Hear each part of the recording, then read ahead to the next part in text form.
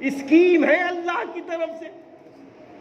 اسکیمیں دی جاتی ہیں، کسی کو مال دے کے اسکیم دی جاتی ہے آخرت بنا لو، کسی کو علم دے کے اسکیم دی جاتی ہے آخرت بنا لو، کسی کو ہنر دے کے اسکیم دی جاتی ہے آخرت بنا لو، کسی کو اللہ تعالیٰ عزت دے کے اسکیم دیتا ہے کہ آخرت بنا لو، کسی کو اللہ تعالیٰ سیاست میں عزت دے کے دیتا ہے آخرت بنا لو۔ اب جو اس میں دانشور ہوتے ہیں، اچھی سوچ والے ہوتے ہیں، اچھے وچار والے ہوتے ہیں، وہ لوگ اپنی آخرت کو بنانے کے لیے دونوں کام کر گزرتے ہیں، آخرت پر نظر رکھتے ہیں، ایمان کی روشنی میں چلتے ہیں تو دنیا میں بھی عزت پاتے ہیں، بعد مرنے کی بھی عزت پاتے ہیں،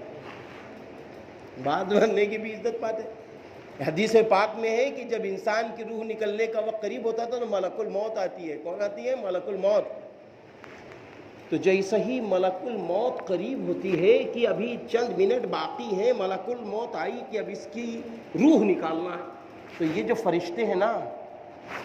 اے میرے بھائی، یہ فرشتے، یہ فرشتوں کی ڈیوٹی نہیں بدلتی۔ ایک بات یاد رکھنا، یہ جو کرامن کاتبین ہیں، ان فرشتوں کی ڈیوٹی نہیں بدلتی ہے۔ جیسے ہی انسان بالغ ہوگا، مرد ہو یا عورت، کسی بھی مذہب کا ہو، یہ دونوں آ جاتے ہیں، ڈیوٹی لگا دی گئی۔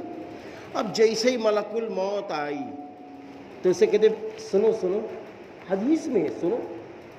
اس نے ہم کو تکلیف نہیں دی، اس نے کوئی ایسا برا کام ہی نہیں کیا کہ میں برابر لکھتا، اس نے ہمیشہ اللہ کو راضی کرنے والا کام کیا، اس لیے اس نے ہمیں تکلیف نہیں دی ہے، اللہ اس کو جنت دے، اللہ اس کی بخشش فرمائے۔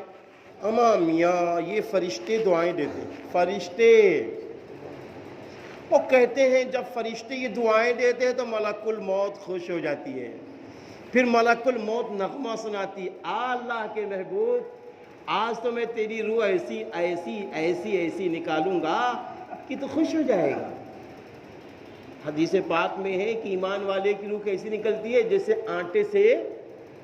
آٹے سے بال، آٹے سے بال، ایسی روح نکلتی ہے۔ تو اس لیے میرے بھائیوں، پھر وہ ملک الموت بھی آسانی سے روح نکال لیتا ہے، اور پھر اس کے بعد فرشتوں کے جھگڑے شروع ہو جاتے ہیں۔ سارے فرشتے کہتے ہیں یہ روح لے کے ہم اللہ کے پاس جائیں گے، یہ روح لے کے ہم اللہ کے پاس جائیں گے، یہ روح لے کے ہم اللہ کے پاس جائیں گے، اور پھر اس کے بعد